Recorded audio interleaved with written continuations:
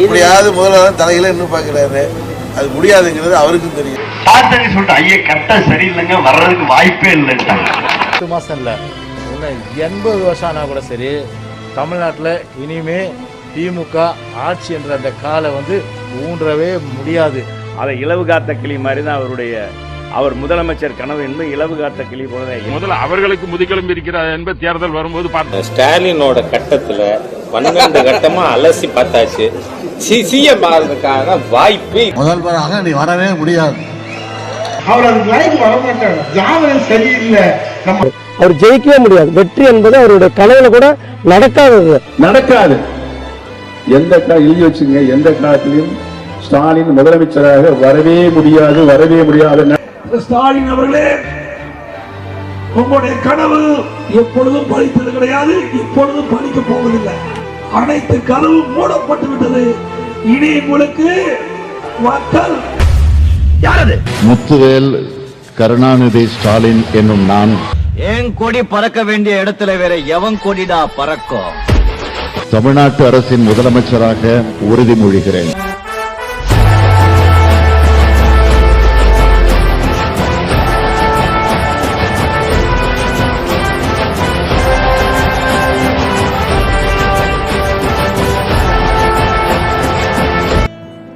எங்க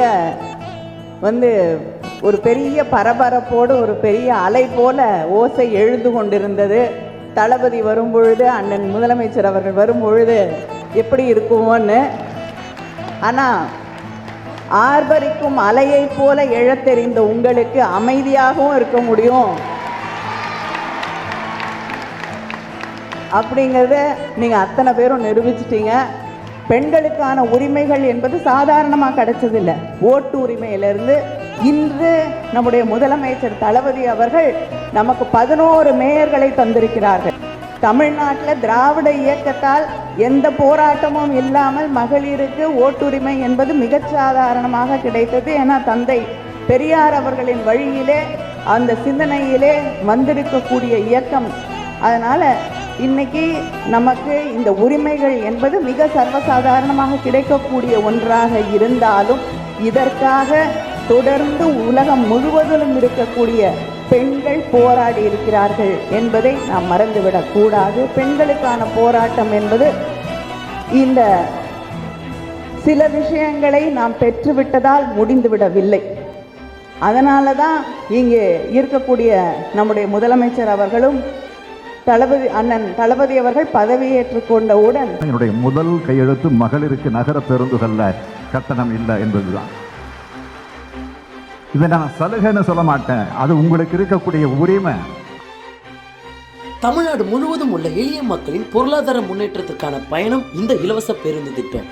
கழகத் தலைவர் மாண்புமிகு தமிழ்நாடு முதலமைச்சர் தளபதி அவர்களால் அறிவிக்கப்பட்ட இலவச பேருந்து பயண திட்டத்தால் நாளொன்றுக்கு பெண்கள், முதியோர்கள், திருநங்கைகள், மாற்றுத்திறனாளிகள் என பல லட்சக்கணக்கான மக்கள் பயன்பெறுகிறார்கள்.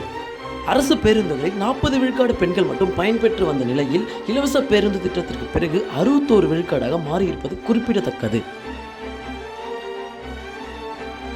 இந்த திட்டத்தால நாளொன்றுக்கு 35 லட்சம் சகோதரிகள் பயணம் செஞ்சுக்கிட்டு இருக்கிறாங்க. இதனால் அரசுக்கு ஏற்படக்கூடிய இழப்பு என்பது நான் ஏற்றுக்கொள்ள மாட்டேன். அது உங்களுக்கு இருக்கக்கூடிய உரிமை, உங்களுடைய முன்னேற்றத்திற்கான ஒரு படி, அது இன்னொரு படி. அது இந்த பயணத்தின் போது என்னுடைய சகோதரிகள் முகத்தில் ஏற்படக்கூடிய மலர்ச்சியை பார்க்கிற போது அதுதான் என்னுடைய வாழ்வில் எனக்கு கிடைக்கக்கூடிய சந்தோஷமாக நான் கருதி கொண்டிருக்கிறேன். இதை விட வேறு மகிழ்ச்சி எனக்கு எதுவும் வந்துட போறதில்லை. சாதி ஒழிப்பும் பெண்ணுரிமையும் தான் திராவிட இயக்கத்தோடு அடிப்படை கொள்கை. பெண்களுக்கு சொத்தில சம உரிமை சட்டம் கொண்டு வந்தது திமுக அரசு. வேலை வாய்ப்பில் பெண்களுக்கு 30% இடஒதுக்கீடு தந்ததும் திமுக அரசு தான். அதை இப்போ 40% நம்ம ஆக்கி இருக்கிறோம். உள்ளாட்சி தேர்தலில் முதல்ல தமிழ்நாட்டில் தான் 33% இடஒதுக்கீட்டை நாம் தந்தோம். அதை வழங்கினது நம்முடைய முத்தமிழறிஞர் தலைவர் கலைஞர் அவர்கள். இன்று அது 50 விழுக்காடாக மாற்றியிருக்கிறோம். ஒடுக்கப்பட்ட சமூக பெண்களுக்கு முதல்ல பள்ளி கல்வி வர இலவச கல்வி, அதன் பிறகு கல்லூரி வர இலவச கல்வி வழங்குறது திமுக அரசு. இப்படி எண்ணற்ற திட்டங்களை கொண்டு வந்து மகளிர் முன்னேற்றத்திற்கு பாடுபட்ட அரசுதான் திராவிட முன்னேற்ற கழகத்தினுடைய அரசு. வீட்டை விட்டு வெளியிலே வந்து சமூகத்திலே திறம்பட உழைச்சி சொந்த கால நிற்கணுங்கிற தன்னம்பிக்கையை இந்த திட்டம் விதிச்சிருக்கு. அதுதான் மகளிர் சுய உதவிக்குழு. முதல்ல மகளிர் சுய உதவிக்குழு என்பது 1989ஆம் ஆண்டு தருமபுரி மாவட்டத்தில் தலைவர் கலைஞர் அவர்கள் அதை தொடங்கி வைத்தார்.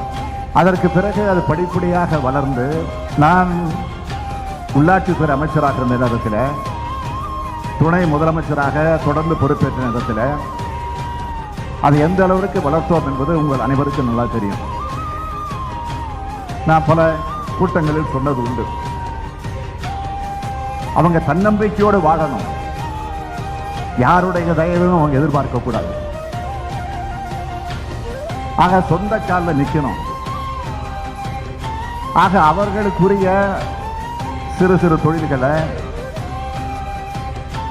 வங்கிகள் மூலமாக குறைந்த வட்டியிலே கடனை பெற்று அதன் மூலமாக அவர் கம்பீரமாக நிற்கணும், எதை பற்றி அவர் கவலைப்படக்கூடாது என்பதற்காகத்தான் அந்த திட்டம் தொடங்கி வைக்கப்பட்டுச்சு. அதை இன்றைக்கு கம்பீரமாக வளர்ந்து வந்து கொண்டிருக்கிறது.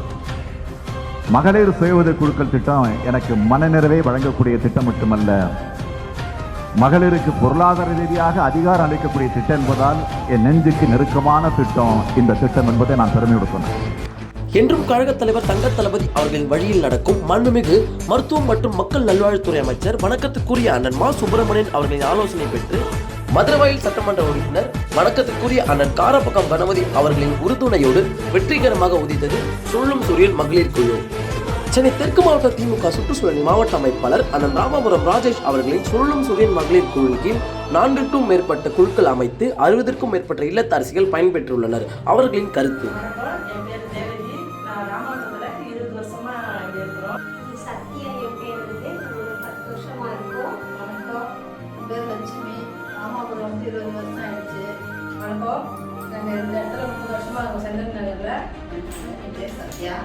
நான் ராமபுரத்தில் 24 வருஷமா இருக்கேன். வணக்கம், நான் ராமபுரத்தில் 22 வருஷமா இருக்கேன். வணக்கம், என் பேர் சுசீலா, நாங்கள் சென்னையில் 30 வருஷமா இருக்கோம்.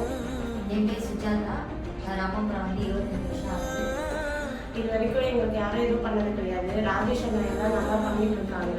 ராஜேஷ் அண்ணா குழுவில் வந்து சேர்ந்துருக்கிறோம். இந்த மகளிர் குழு ஆரம்பிக்கணும்னு சொன்னாங்க ராஜேஷ் அண்ணா குழுவில் மகளிர் குழுவில் சேர்ந்துருக்கோம், பயன்பெற்றிருக்கோம். ராஜேஷ் அண்ணா குழு ரொம்ப ஹெல்ப்ஃபுல்லாக எங்களுக்கு ரொம்ப உதவியெல்லாம் செஞ்சுட்டு இருக்கிறாங்க. நாங்களும் பயன்பட்டுருக்கோம். எங்கே கடன்லாம் கேட்ட கிடைக்கல.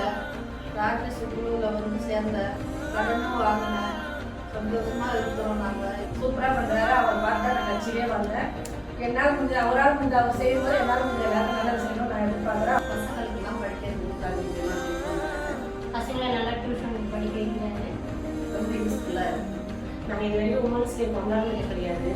நாங்கள் பெரிய மகளிர் இதெல்லாம் எதுவுமே கொண்டாடுறது கிடையாது. இந்த கட்சியில் சேர்ந்து எங்களை எல்லாரையும் கூப்பிட்டு சிறப்பாக மகளிர் தினம் கொண்டாடி கேக்கெல்லாம் வெட்டி சூப்பராக பண்ணாரு ராஜேஷ்.